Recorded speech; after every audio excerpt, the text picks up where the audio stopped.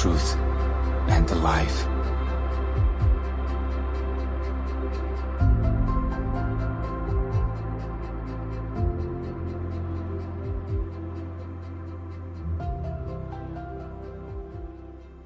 Hear the word of the Lord.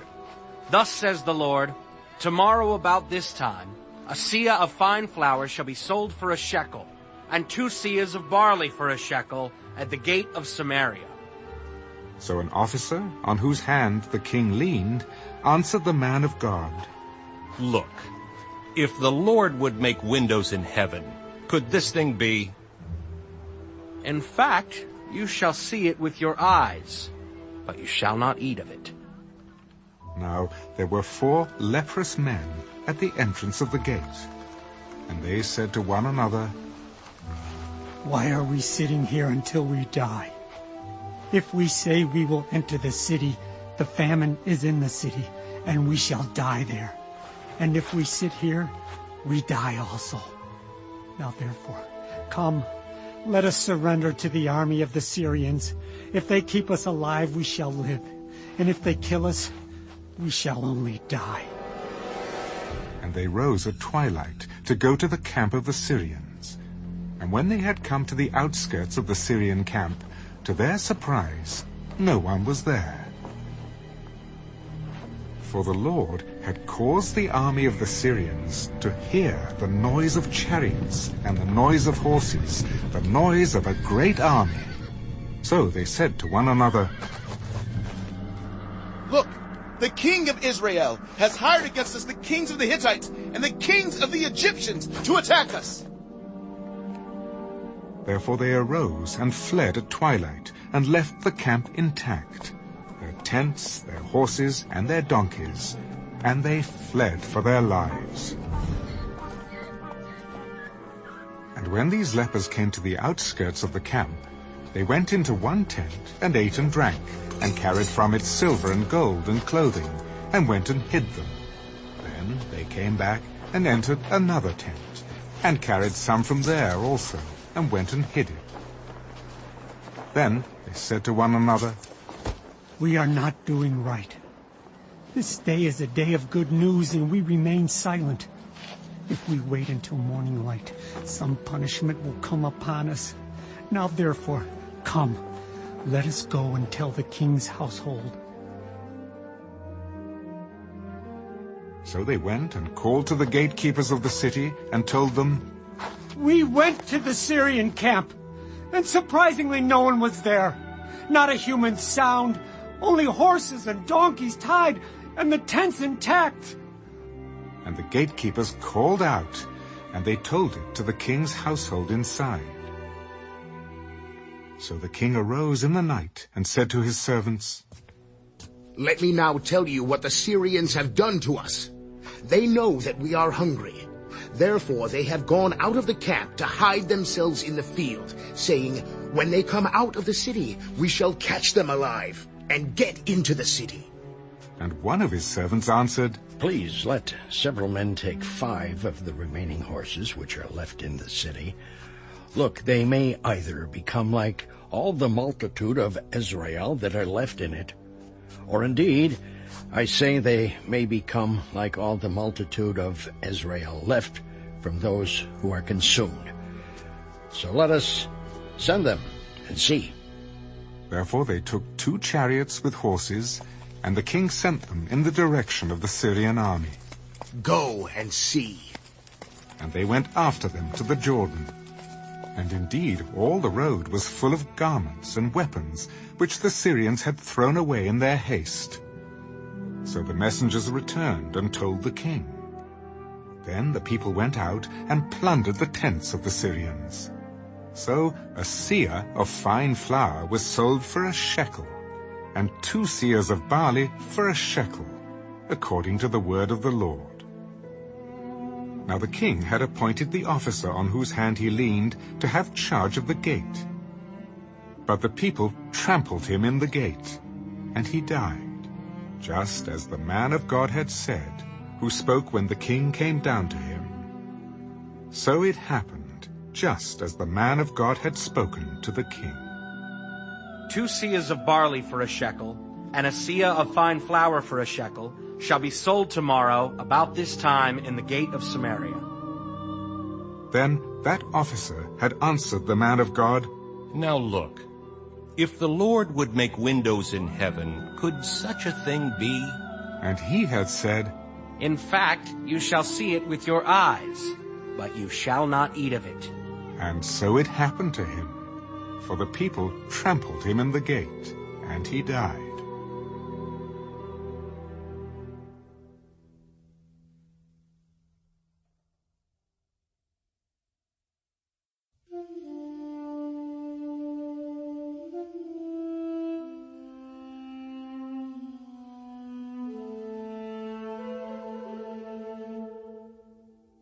Then Elisha spoke to the woman whose son he had restored to life. Arise and go, you and your household, and stay wherever you can, for the Lord has called for a famine, and furthermore it will come upon the land for 7 years. So the woman arose and did according to the saying of the man of God. And she went with her household and dwelt in the land of the Philistines 7 years. It came to pass, at the end of 7 years, that the woman returned from the land of the Philistines, and she went to make an appeal to the king for her house and for her land. Then the king talked with Gehazi, the servant of the man of God. Tell me, please, all the great things Elisha has done. Now it happened, as he was telling the king how he had restored the dead to life, that there was the woman whose son he had restored to life, appealing to the king for her house and for her land. And Gehazi said, My lord, O king, this is the woman, and this is her son whom Elisha restored to life. And when the king asked the woman, she told him. So the king appointed a certain officer for her. Restore all that was hers, and all the proceeds of the field from the day that she left the land until now. Then Elisha went to Damascus, and Ben-Hadad, king of Syria, was sick. And it was told him, The man of God has come here.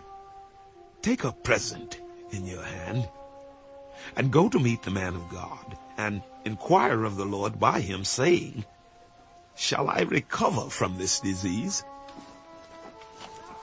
So Hazael went to meet him, and took a present with him of every good thing of Damascus, 40 camel loads. And he came and stood before him. Your son Ben-Hadad, king of Syria, has sent me to you, saying, Shall I recover from this disease? Go, say to him, You shall certainly recover.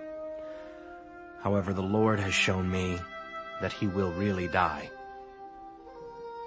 Then he set his countenance in a stare until he was ashamed, and the man of God wept. And Hazael said, Why is my Lord weeping? Because I know the evil that you will do to the children of Israel.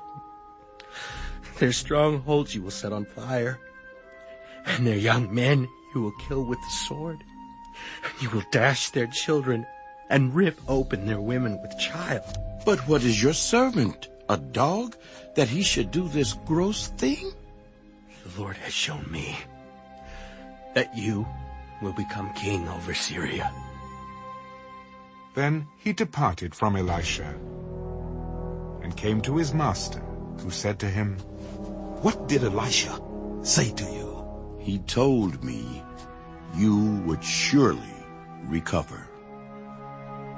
But it happened on the next day that he took a thick cloth and dipped it in water and spread it over his face so that he died. And Hazael reigned in his place. Now, in the 5th year of Joram, the son of Ahab, king of Israel, Jehoshaphat having been king of Judah, Jehoram, the son of Jehoshaphat, began to reign as king of Judah. He was 32 years old when he became king, and he reigned 8 years in Jerusalem. and he walked in the way of the kings of Israel, just as the house of Ahab had done. For the daughter of Ahab was his wife, and he did evil in the sight of the Lord. Yet the Lord would not destroy Judah, for the sake of his servant David, as he promised him to give a lamp to him and his sons forever. In his days Edom revolted against Judah's authority, and made a king over themselves.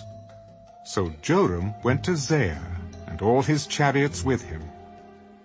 Then he rose by night, and attacked the Edomites who had surrounded him, and the captains of the chariots, and the troops fled to their tents. Thus Edom has been in revolt against Judah's authority to this day. And Libnah revolted at that time. Now the rest of the acts of Joram, and all that he did, are they not written in the book of the Chronicles of the kings of Judah?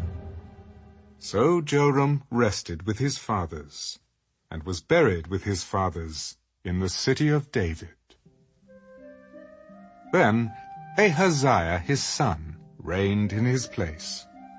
In the 12th year of Joram the son of Ahab, king of Israel, Ahaziah the son of Jehoram, king of Judah, began to reign. Ahaziah was 22 years old when he became king, and he reigned 1 year in Jerusalem. His mother's name was Athaliah, the granddaughter of Omri, king of Israel. And he walked in the way of the house of Ahab, and did evil in the sight of the Lord, like the house of Ahab, for he was the son-in-law of the house of Ahab. Now he went with Joram, the son of Ahab, to war against Hazael, king of Syria, at Ramoth-Gilead, and the Syrians wounded Joram. Then King Joram went back to Jezreel to recover from the wounds which the Syrians had inflicted on him at Ramah, when he fought against Hazael, king of Syria. And Ahaziah, the son of Jehoram, king of Judah, went down to see Joram, the son of Ahab, in Jezreel, because he was sick.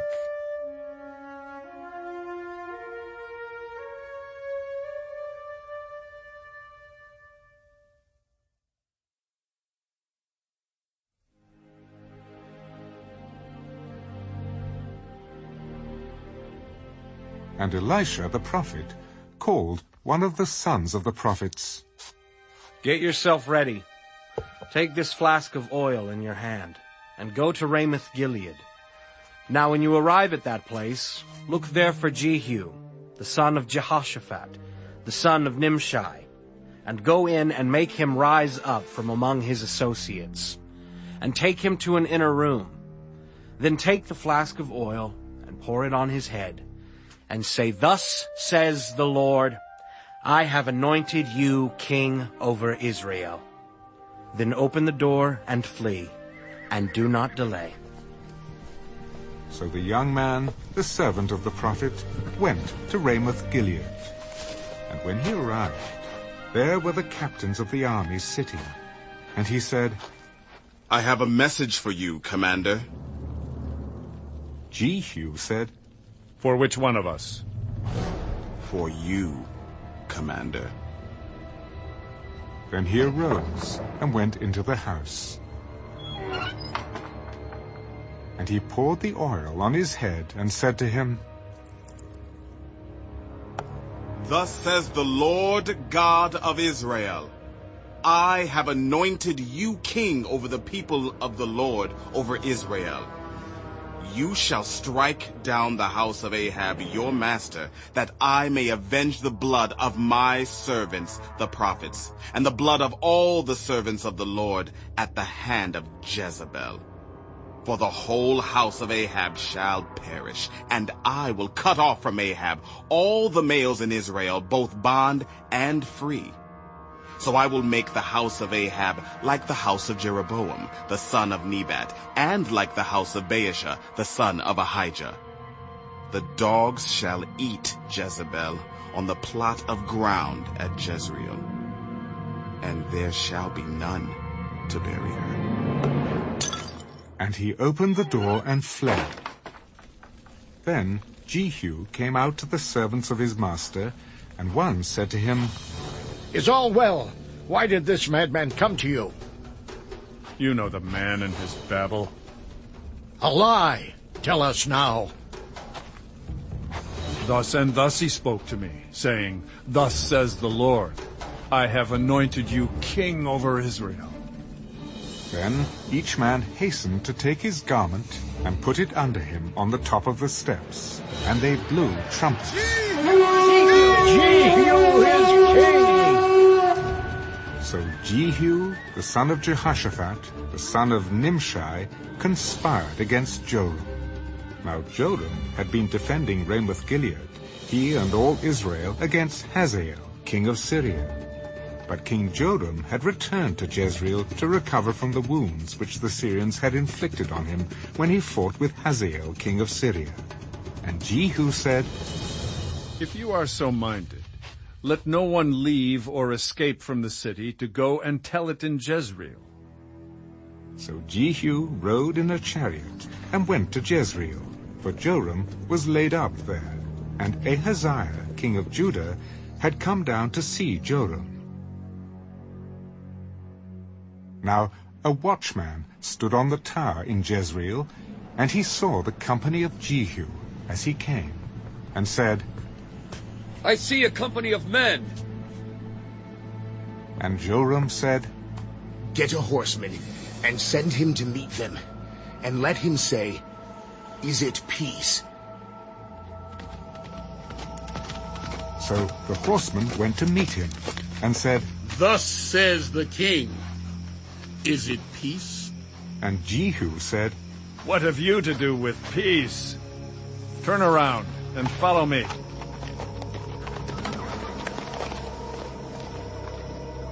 So the watchman reported, The messenger went to them, but is not coming back. Then he sent out a second horseman, who came to them. Thus says the king, Is it peace? And Jehu answered, What have you to do with peace? Turn around and follow me. So the watchman reported, He went up to them and is not coming back. And the driving is like the driving of Jehu, the son of Nimshi, for he drives furiously. Then Joram said, Make ready. And his chariot was made ready. Then Joram, king of Israel, and Ahaziah, king of Judah, went out, each in his chariot. And they went out to meet Jehu, and met him on the property of Naboth, the Jezreelite. Now it happened, when Joram saw Jehu, that he said, Is it peace, Jehu? What peace? As long as the harlotries of your mother Jezebel and her witchcraft are so many. Then Joram turned around and fled, and said to Ahaziah, Treachery, Ahaziah! Now Jehu drew his bow with full strength, and shot Jehoram between his arms. And the arrow came out at his heart, and he sank down in his chariot. Then Jehu said to Bidkar, his captain, Pick him up and throw him into the tract of the field of Naboth the Jezreelite. For remember when you and I were riding together behind Ahab his father, that the Lord laid this burden upon him. Surely I saw yesterday the blood of Naboth and the blood of his sons, says the Lord, and I will repay you in this plot, says the Lord. Now therefore take and throw him on the plot of ground according to the word of the Lord. But when Ahaziah, king of Judah, saw this, he fled by the road to Beth-Hagan. So Jehu pursued him. Shoot him also in the chariot. And they shot him at the ascent of Gur, which is by Idlium. Then he fled to Megiddo, and died there. And his servants carried him in the chariot to Jerusalem, and buried him in his tomb with his fathers in the city of David.